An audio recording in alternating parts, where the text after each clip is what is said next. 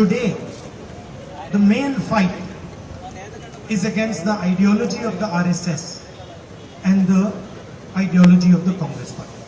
ഇന്ന് ഈ രാജ്യത്ത് നടന്നുകൊണ്ടിരിക്കുന്ന ഏറ്റവും വലിയ പോരാട്ടം എന്ന് പറയുന്നത് RSSന്റെ പ്രത്യയശാസ്ത്രവും ഇന്ത്യൻ നാഷണൽ കോൺഗ്രസിന്റെ പ്രത്യയശാസ്ത്രവും തമ്മിലുള്ള പോരാട്ടമാണ്.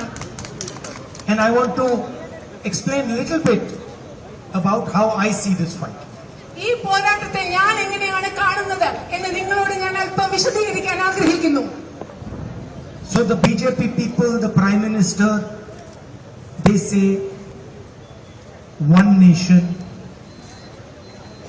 one people, one language, one leader. പ്രധാനമന്ത്രിയും ബിജെപിയും പറയുന്നത് എന്താണ്? ഒരു രാജ്യം, ഒരു ആളുകൾ, ഒരു ദേശം, ഒരു നേതാവ്. ഇതാണ് ബിജെപിയും അവരുടെ രാഷ്ട്രീയ പാർട്ടിയും പറഞ്ഞുകൊണ്ടിരിക്കുന്ന പ്രധാനമന്ത്രിയും. And this is a fundamental misunderstanding of our country. ഇതെന്ന് പറയുന്നത് ഒരു ദേശം, ഒരു നേതാവ് എന്നെല്ലാം പറയുന്നത് നമ്മുടെ രാജ്യത്തെ കുറിച്ചുള്ള അടിസ്ഥാനപരമായ ഒരു തെറ്റിദ്ധാരണയാണ്. Because language is not something that is imposed from the top. Language is something that comes out from inside the person, inside the heart of the person. ഒരർത്ഥത്തിൽ പറയുമ്പോൾ ഭാഷ എന്ന് പറയുന്നത് മുകളിൽ നിന്ന് അടിച്ചേൽപ്പിക്കുന്ന ഒന്നല്ല. ഭാഷ എന്ന് പറയുന്നത് മനുഷ്യന്റെ ഉള്ളിൽ നിന്ന്, മനുഷ്യന്റെ ഹൃദയത്തിൽ നിന്ന് ഉരുത്തിരിഞ്ഞു വരുന്ന ഒന്നാണ് ഭാഷ.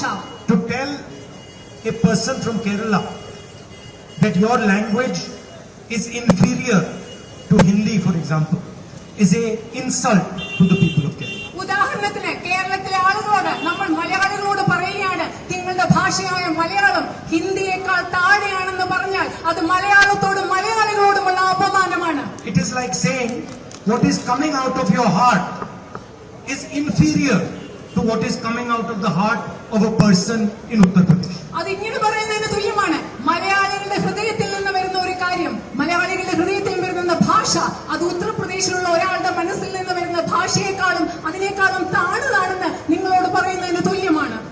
Malayalam is not just a language. It is your link to your civilization. Malayalam എന്ന് പറയുന്നത് കേവലം ഒരു ഭാഷ മാത്രമല്ല. മലയാളം എന്ന് പറയുന്നത് കേരളത്തിന്റെ സംസ്കാരത്തോടെ, കേരളത്തിന്റെ നാഗരികതയോടെ മലയാളികൾക്കുള്ള ബന്ധമാണ്.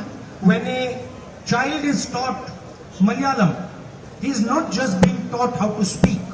He is being taught the history of Kerala, the culture of Kerala, the affection, the respect of Kerala. That's what he is being taught.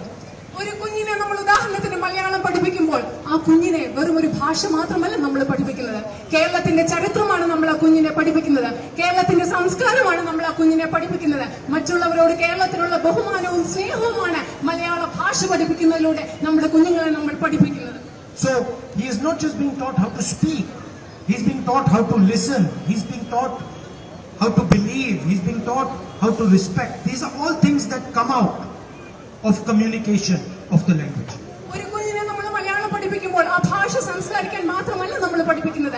ആ കുഞ്ഞിനെ കേൾക്കാൻ നമ്മൾ പഠിപ്പിക്കുകയാണ്. ആ കുഞ്ഞിനെ ബഹുമാനിക്കാൻ നമ്മൾ പഠിപ്പിക്കുകയാണ്. ഭാഷയിലൂടെ ആശയവിനിമയം മാത്രമല്ല, മറ്റുള്ളവരെ ബഹുമാനിക്കൽ, മറ്റുള്ളവരെ കേൾക്കൽ, സംസ്കാരം പഠിക്കൽ, ഇതെല്ലാമാണ് ഭാഷയിലൂടെ നമ്മൾ പഠിപ്പിക്കുന്നത്. It is the same. It is the same for history. It is the same for culture.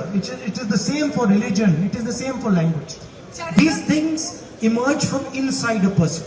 ഇത് ഭാഷയുടെ കാര്യത്തിൽ മാത്രമല്ല, ചരിത്രമാകട്ടെ, സംസ്കാരമാകട്ടെ, മതമാകട്ടെ, എല്ലാം ഉരുത്തിരിഞ്ഞു വരുന്നത്, ഉത്ഭവിച്ചു വരുന്നത് മനുഷ്യന്റെ ഹൃദയത്തിൽ നിന്നാണ്. It is like looking at a bouquet of flowers and telling the red rose that we don't like that you are red, we want you to be white. ഇത് പൂക്കളെല്ലാം നിറഞ്ഞ ഒരു ബൊക്കയിൽ നോക്കി പറയുകയാണ്, ചുവന്ന പൂവിനോട് നോക്കി പറയുകയാണ്, ഞങ്ങൾ നിങ്ങളെ ചുവന്ന പൂവായി കാണാൻ ആഗ്രഹിക്കുന്നില്ല, നിങ്ങൾ മറ്റു നിറത്തിലേക്ക് മാറണം എന്നൊരു ചുവന്ന പൂവിനോട് നോക്കി പറയുന്നത് പോലെയാണ് അനേകം ഭാഷകളുടെ കൂട്ടത്തിൽ ഒരു ഭാഷ മറ്റു ഭാഷയേക്കാൾ ചെറുതാണ്, മോശമാണെന്ന് പറയുന്നത്. It is like saying to a bouquet of flowers that we want every flower to be white. We don't want red flowers, we don't want purple flowers, we don't want yellow flowers, we just want white flowers.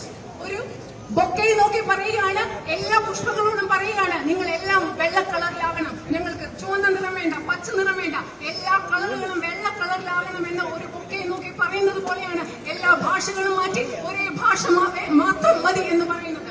And India is like a bouquet of flowers. India എന്ന് പറയുന്നത് വിവിധ നിറങ്ങൾ നിറത്തിലുള്ള വിവിധ പുഷ്പങ്ങൾ ചേർന്ന ഒരു bouquet പോലെയാണ്. And every flower has to be respected because every flower promotes the beauty of the bouquet. അതിലെ ഇന്ത്യ എന്ന് പറയുന്ന വിവിധ വർണ്ണങ്ങളിലുള്ള പൂക്കൾ ചേർന്ന ഈ ബൊക്കയിലെ ഓരോ പൂവും ബഹുമാനിക്കപ്പെടണം. കാരണം ഇതിലെ വിവിധ നിറത്തിലുള്ള ഓരോ പൂവും ആ ബൊക്കയുടെ സൗന്ദര്യം കൂട്ടുന്നത് പോലെ ഈ രാജ്യത്തിന്റെ സൗന്ദര്യവും കൂട്ടുന്നു. And this idea that India should have only one leader is an insult to every single young Indian person. ഈ രാജ്യത്ത് ഒരേ ഒരു നേതാവ് മതി എന്ന ആശയം